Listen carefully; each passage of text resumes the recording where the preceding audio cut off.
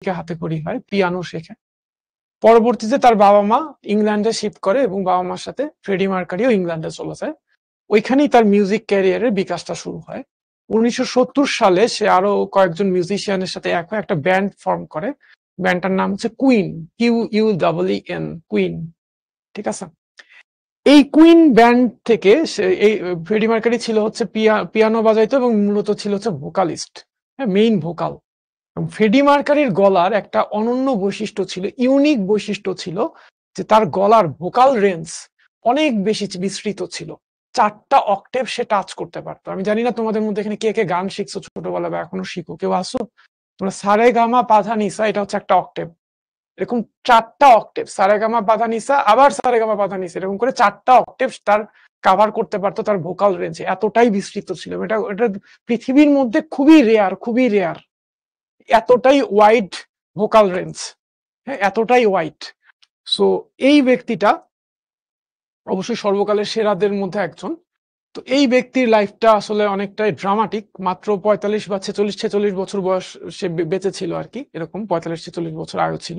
এর মধ্যে সে পৃথিবী বিখ্যাত হয়েছে। তো এই ফ্রেডি মার্কারি, অনেকগুলো বিখ্যাত গান আছে। তার মধ্যে একটা খুবই বিখ্যাত গান হচ্ছে বহেমিয়ান র্যাপসোডি। তোমরা চাইলে কিন্তু ওয়ার্ল্ড মিউজিকের সাথে, বেস্ট মিউজিক গুলার সাথে, পৃথিবীর সর্বকালের সেরা মিউজিক গুলার সাথে নিজেকে পরিচয় করাতে পারো। অনেকেই গান শোনো, যাদের গান শুনতে ভালো লাগে তারা কিন্তু একটু ইউটিউবে সার্চ করলে হবে Bohemian Rhapsody by Freddie Mercury বা বাই কুইন, দিলেই চলে আসবে। হ্যাঁ, অনেকের ইংলিশ বুঝতে যদি সমস্যা হয়, তুমি জাস্ট গুগলে লেখো lyrics of Bohemian Rhapsody by Queen, দেখবা যে লিরিক্স চলে আসছে। লিরিক্সটা পড়তে থাকো এবং গানটা শুনতে থাকো, দেখবা যে বুঝতেছো। হ্যাঁ, নেটিভ স্পিকাররা কিভাবে ইংরেজিতে কথা বলে আর আমরা বাঙালিরা কিভাবে কথা বলে, অনেক ডিফারেন্স। তুমি যদি নেটিভদের মতো করে কথা বলতে চাও ফ্লুয়েন্টলি, এটা কিন্তু তোমার জন্য একটা ইংরেজি শিক্ষাও হতে পারে। হ্যাঁ, সেলফ লার্নিং এর পার্টও হতে পারে। গানও শুনলা, আর একই সাথে তুমি ইংরেজিটাও তোমার নেটিভ স্পিকারদের মতো করে বলার চেষ্টা করলা। তোমরা যদি ভবিষ্যতে হায়ার স্টাডিজ এর জন্য বাইরে যেতে চাও, তাহলে কিন্তু এটা খুবই কাজে লাগবে, আইএলটিএস দিতে যে কালে লাগবে। হ্যাঁ, যে নেটিভ স্পিকারের মতো কথা বলে আর যে আমাদের মতো করে বাঙালিদের মতো করে ইংরেজিতে কথা বলে, দুটার মধ্যে হিউজ পার্থক্য। ঠিক আছে। সো যেটা বলতেছিলাম, যে গানগুলো শুনতে পারো, তার আরেকটা বিখ্যাত গান আছে, যেটা হচ্ছে অনেকগুলো বিখ্যাত গান, আমার কাছে সবচেয়ে ভালো লাগে হচ্ছে বহেমিয়ান র্যাপসোডি আর হচ্ছে তোমার the show must go on. তো এই ফ্রেডি মার্কারি 1987 সালে, তার জন্ম মনে হয় 45 বা 46 সালে, এরকম 1945 সালে মনে হয় তার জন্ম, বা 46 হতে পারে। 1987 সালে সে HIV পজিটিভ শনাক্ত হয়। তো HIV পজিটিভ যখন শনাক্ত হয়, তো সে আসলে তার শরীর অনেক দুর্বল হয়ে গেছিল। এবং HIVর বৈশিষ্ট্য কি জানো? মানুষের রোগ প্রতিরোধ ক্ষমতাটাকে এটা হচ্ছে থামায় দেয়, মানে রোগ প্রতিরোধ ক্ষমতাকে নষ্ট করে দেয়। তখন খুব সাধারণ রোগেই মানুষ আসলে মৃত্যুবরণ করে। হ্যাঁ, তো সে শেষমেশ মারা যায় হচ্ছে নিউমোনিয়াতে। এবং 1991 সালে যখন তার মৃত্যু হয়, ঠিক মৃত্যুর একদিন আগে সে ফর্মালি অ্যানাউন্স করে যে সে HIV পজিটিভ। এর আগ পর্যন্ত সে হচ্ছে এটা হাইড রাখছিল, শুধুমাত্র তার ব্যান্ড মেম্বার বা নিকট আত্মীয় স্বজনরা জানতো, জনসম্মুখে সেটা জানায়নি। ঠিক আছে। তো মৃত্যুর ঠিক একদিন আগে সে অ্যানাউন্স করে এবং পাবলিকলি অ্যানাউন্স করার ঠিক পরদিনই মারা যায়। তো যেটা বলতেছিলাম, তার ঠিক মৃত্যুর আগ দিয়ে সে একটা গান রেকর্ড করে। মেইনলি হচ্ছে কুইন ব্যান্ডের যে গিটারিস্ট ব্রায়ান মে, সেই গানটা লেখে, the show must go on. গানটার মূল বক্তব্য ছিল এরকম যে লাইফে অনেক প্রতিবন্ধকতা আসবে, অনেক অবস্ট্যাকলস আসবে। হ্যাঁ, হয়তো তুমি ভিতর থেকে অনেক ভেঙে যাবা, এরকমও হতে পারে, বাট তারপরেও তোমাকে পারফর্ম করে যাইতে হবে, কারণ শো মাস্ট গো অন। ঠিক আছে।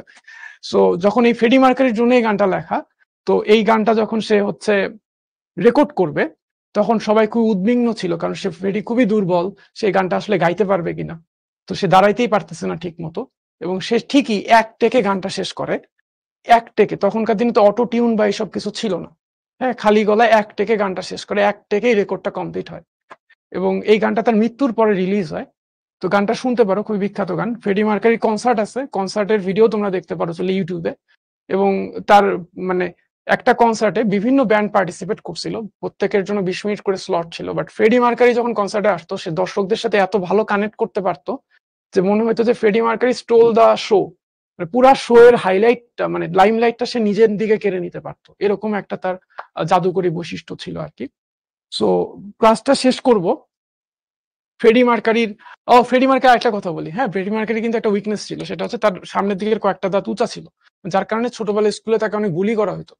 পরবর্তীতে ফ্রেডি মার্কারি বিশ্বাস করতো তার যে ওই ওয়াইড ভোকাল রেঞ্জটা এটা তার দাঁতের কারণে হয়েছে, যে দাঁতটা বড় এবং উঁচা হওয়ার কারণে মুখ গহ্বরটা অনেক বড়, যার কারণে হচ্ছে তার আহ ভোকাল রেঞ্জটা অনেক বড় হয়েছে। যদি এটার পিছনে কোনো সাইন্টিফিক ব্যাখ্যা নাই, বাট তার বিশ্বাস ছিল আর কি।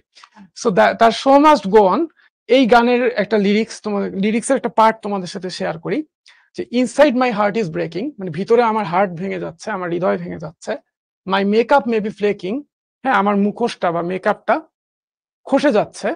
But my smile still stays on, কিন্তু আমার হাসিটা ঠিকই রয়ে গেছে, কারণ the show must go on, শোটা চলবে। ঠিক আছে? সো লাইফে আসলে অবস্টাকলস আসবে, প্রতিবন্ধকতা আসবে, দুঃখ আসবে, কষ্ট আসবে, অসুস্থতা আসবে, অনেক যে কোনো কিছুই আসতে পারে, বাট তোমার যে ডিউটি সেই ডিউটিটা তোমাকে করে যেতে হবে। যেমন মৃত্যুর কয়েকদিন আগেও ফ্রেডি মার্কারি একটা অসাধারণ গান রেকর্ড করে গেছে, সে জানি কয়েকদিন পরে মারা যাচ্ছে, তারপরে এরকম একটা কালজয়ী গান সে এক থেকে রেকর্ড করে গেছে। সো তোমার লাইফে যাই হোক না কেন, তোমার এখন যে ডিউটি, সেই ডিউটিটা তোমাকে আসলে পালন করতেই হবে। তো তুমি